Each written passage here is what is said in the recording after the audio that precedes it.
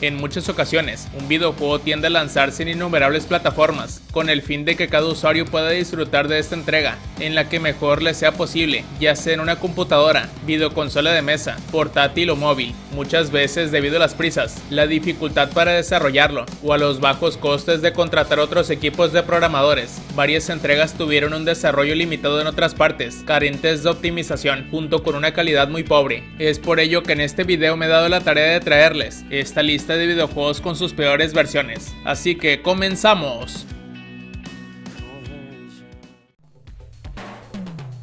Mortal Kombat para Game Boy fue lanzado en 1993, al poco tiempo de su salida principal para las máquinas arcade, y es que este título de peleas gozaría de tanto éxito y popularidad que no se hicieron esperar sus demás versiones para todo tipo de plataformas, tanto para las que ya estaban estrenadas en la época como con las posteriores, en su versión portátil, y debido a su limitadísimo rendimiento y memoria, en el título se eliminarían muchas cosas, además de que los gráficos se ven demasiado mal, con los escenarios totalmente pixelados, unos personajes pobremente dibujados y caracterizados, junto con un sonido muy molesto en comparación con el original. Lo peor es su jugabilidad, ya que el título va a una muy baja tasa de frames, además de que los movimientos se mueven retrasadamente en cuanto presionas los botoncillos para hacer alguna acción, y ni hablar de los poderes, ya que los arroja cuando el mono quiere. La única ventaja que podemos tomar de este título es la posibilidad de jugar con Goro como un personaje secreto, pero aún así, a pesar de ser dirigida hacia una consola portátil de videojuegos limitada, el título no lograría convencer a los usuarios, incluso los fans más acérrimos, para poder disfrutar de su entrega preferida de peleas en cualquier parte donde vayáis.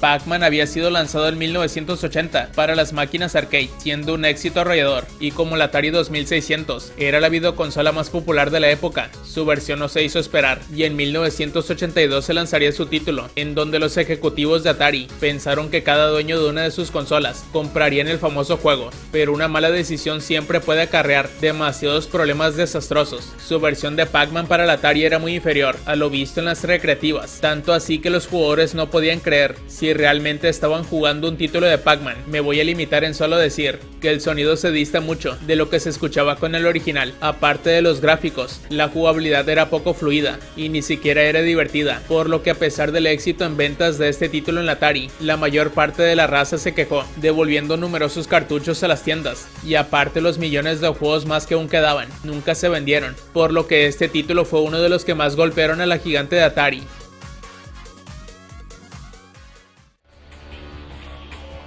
Resident Evil 4 tuvo una incontable cantidad de versiones debido a la popularidad del título y a su poca exigencia en el rendimiento para cualquier plataforma, ya sea en PC, consolas de sobremesa y la telefonía móvil. También sus ports tuvieron que llevarse límite en plataformas que ni siquiera proveían de un rendimiento siquiera decente. Tal es el caso de la lamentada nueva consola de videojuegos desarrollada en Brasil, siendo la Cibo Edition. Esta consola tuvo su respectivo marketing, pero lamentablemente fue duramente criticada por su limitado hardware y contenido de juegos, en donde su versión de Resident Evil 4 sería la más vilipendiada. El título tuvo su adaptación de la telefonía móvil llevada a esta susodicha consola, tan solo siendo descargada de forma online desde su único sistema digital Cibonet, y en su jugabilidad la entrega estaba aún peor optimizada que en sus respectivos teléfonos móviles, limitándose prácticamente en todo. Hoy en día es imposible jugar esta entrega a menos que haya sido uno de los afortunados en tener una consola de Cibo con el título ya descargado antes de 2011, año en que su servicio de descarga cerraría debido al fracaso de la consola.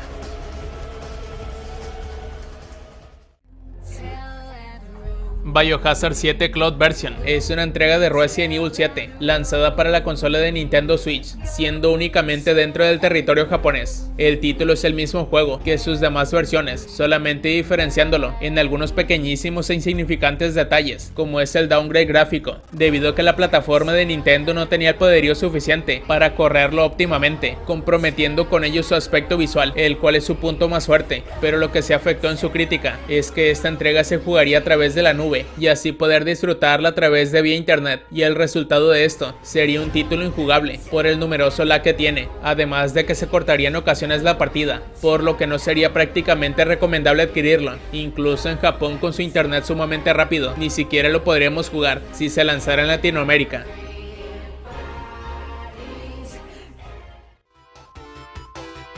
con el fin de celebrar el 15º aniversario del primer título de la mascota de Sega, Sonic el Erizo. Se planteó lanzarse una versión de esta misma para la consola portátil de Game Boy Advance, para así llevar contigo tu videojuego favorito siempre y jugarlo donde sea. Nada mal para celebrarlo con esta innovación, pero el resultado final por desgracia sería otro. Para que un título tan fluido y divertido cupiera en una plataforma con menor rendimiento, al juego se le tuvieron que modificar muchas cosas que no agradarían a la fanaticada que disfrutaron del primer juego. Para empezar, la jugabilidad con los sonidos estaban desincronizados, los gráficos carecían de una resolución llamativa, y lo peor de todo es que la fluidez con la que estamos acostumbrados a manejarnos con nuestro carismático personaje a altas velocidades, aquí se llegaba a entorpecer con su baja frecuencia, junto con sus caídas constantes de frames, además de mencionar que tiene muchos bugs. Se dice que se realizó por un estudio pequeño afiliado al team de Sega, pero de igual forma la compañía no debió de lanzar este título hasta que se haya optimizado lo mejor que se pudiera.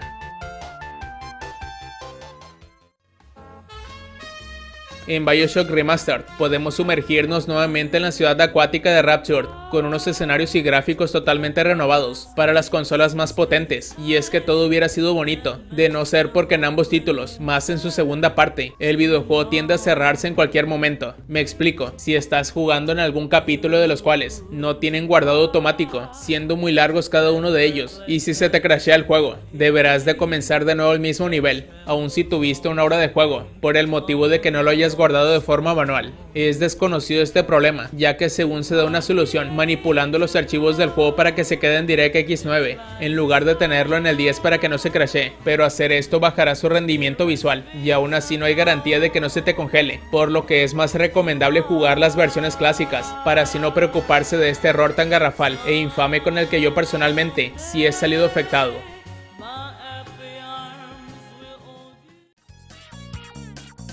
Spider-Man 2 lanzó su versión videojugable para varias plataformas, luego del exitoso lanzamiento de su filme. El detalle es que su versión de PC fue la más duramente criticada. En esta versión cambian varias cosas con respecto a las versiones de las otras consolas, haciendo la travesía mucho más sencilla y simplista, con la jugabilidad muy tosca, con una variedad corta de pocos combos, además de que el balanceo con la telaraña es muy repetitiva, y esto, aunado a los desafíos que ofrece, es muy inferior al de las otras versiones. En conclusión, este título debía de haber brillado más en su versión para PC debido a los ilimitados detalles que puede ofrecer, pero a la larga se quedaría sorprendentemente como la peor versión de esta segunda parte del arácnido, al no competir claramente con las de PlayStation 2, GameCube y Xbox, que son las más recomendables para jugar esta entrega de nuestro héroe favorito.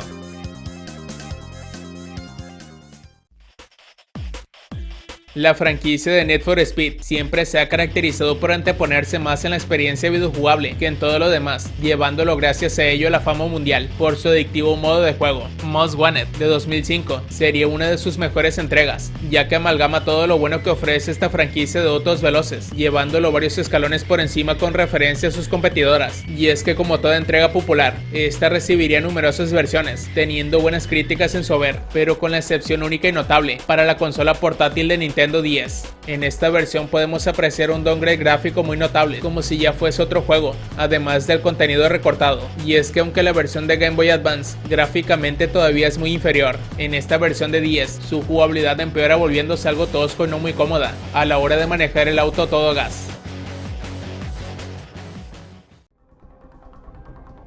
Borderlands 2 es una entrega videojugable del género de acción y rol en primera persona, siendo mejor elogiada que su antecesora por sus diversas mejoras en los detalles y el combate, algo que los fanáticos no dudarían en adquirir si fuese en la plataforma que sea, pero hay una versión en la que los mismos fanáticos chocarían y se sorprenderían de que un juego tan excelentemente bien optimizado la sufrirían infernalmente en una de ellas, siendo la PS Vita. Para empezar, esta videoconsola portátil, como todas las de su tipo, tienen un hardware limitado que hace que se deban de eliminar varias cosas, entre ellas el peso del juego, con lo que conlleva tener unos gráficos inferiores y una resolución solo apta para la pantalla de la consola. Aún así, conscientes de lo limitado del asunto, el título salió para esta consola totalmente roto, con más problemas y fallas técnicas en su haber que la administración de Maduro en Venezuela.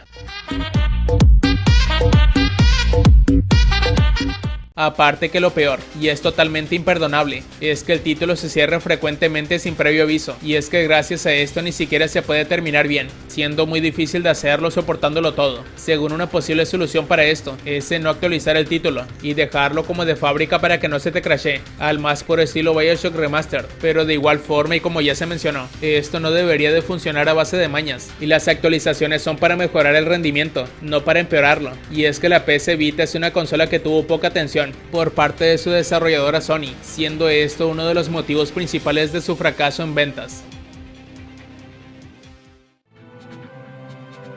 Shadow Man tuvo su salida en 1999 para diversas plataformas como una entrega basándose en la aventura, la acción y el terror, siendo elogiada por la crítica. Sus ports para la Sega Dreamcast, la Nintendo 64 y la PC tuvieron un buen recibimiento, siendo las más recomendables estas para jugarlo, pero su versión de PlayStation sorprendentemente es la que peor rendimiento nos mostró. Es muy conocido que la plataforma de Sony funcionaba a base de un procesamiento de 32 bits, por debajo de plataformas anteriormente mencionadas como la Nintendo 64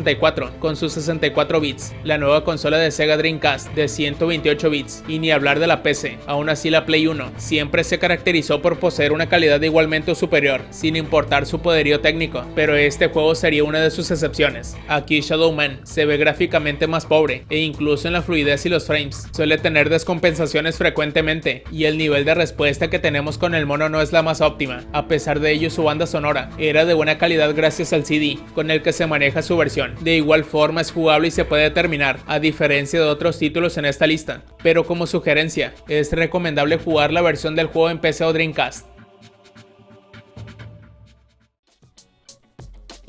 Saints Row 2 tuvo su salida en el 2008 para las plataformas de Xbox 360 y PlayStation 3 y un año más tarde para su versión de Microsoft Windows. El título nos ofrece aún más cosas irreverentes, caracterizándose por su humor y misiones insanas, junto con su apartado artístico notable. Para muchos esta puede ser la mejor entrega de la franquicia, por su gran parentesco con la saga de Grand Theft Auto, pero también otros la consideran inferior. En definitiva es un título recomendable para jugarlo en consolas, pero si la pillas para PC, ten en cuenta que esta versión cuenta con numerosos problemas de rendimiento, como su lag frecuente, que lo vuelve muy molesto, aún estando sobrado de requerimientos para poder jugarlo, junto con las cargas gráficas, y que se pueden ver a simple vista, además de su irregular tasa de frames, y a sus numerosos crasheos que te sacan del juego.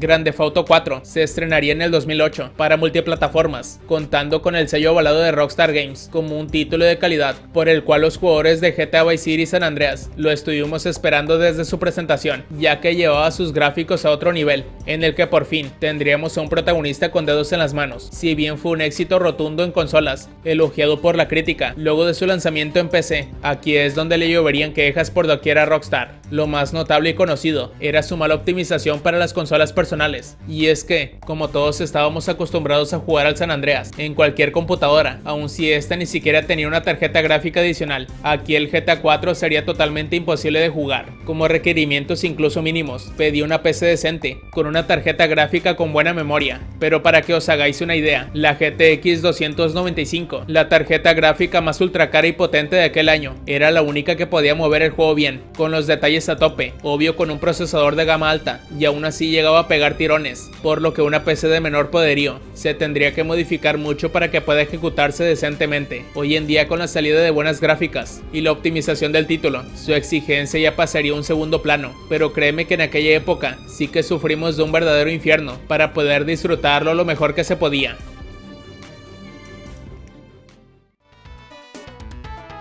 Final Fight es uno de los títulos más populares para las máquinas arcade en el género de yo contra el barrio, ganando prestigio por su dinámica de juego cómoda y fluida, con el que el mono podría hacerle frente a una gran cantidad de enemigos en escenarios cerrados o abiertos. Tuvo muchísimas versiones, pero la que fue la menos popular de todas fue su versión para la ZX Spectrum. Para el año en que salió el juego, en 1989, ya la computadora doméstica tenía sus años, y aún así le entraron para venderse también en este dispositivo de 8 bits, y el resultado es lo que están viendo en pantalla, y no está en cámara lenta, así corría el juego realmente en la Spectrum. Debido al limitado hardware, se empleó en hacer este port lo más compacto que se pudiera para que corriese en el aparato, quitándole casi todo lo divertido que tenía el juego, contando con que los niveles no tenían música, la jugabilidad es equivalente a la velocidad de un caracol y los efectos de sonido mejor ni hablar. Su port fue tan infame que pasó sin pena ni gloria, incluso ni siquiera se molestaron en promocionar el título o reseñarlo.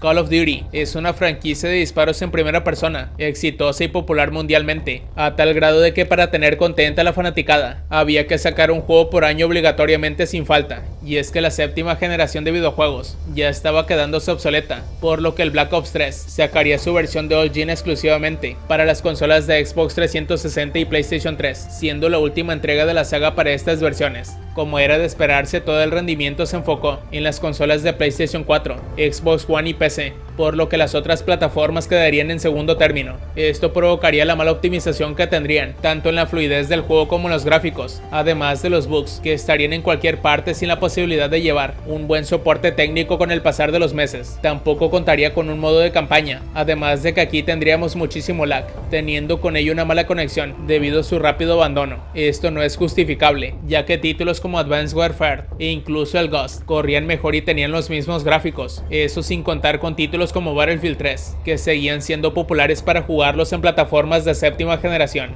por lo cual y de igual forma, Call of Duty se despediría de la Xbox 360 y la PlayStation 3, de esta forma tan triste e inmerecida, hacia la generación pasada.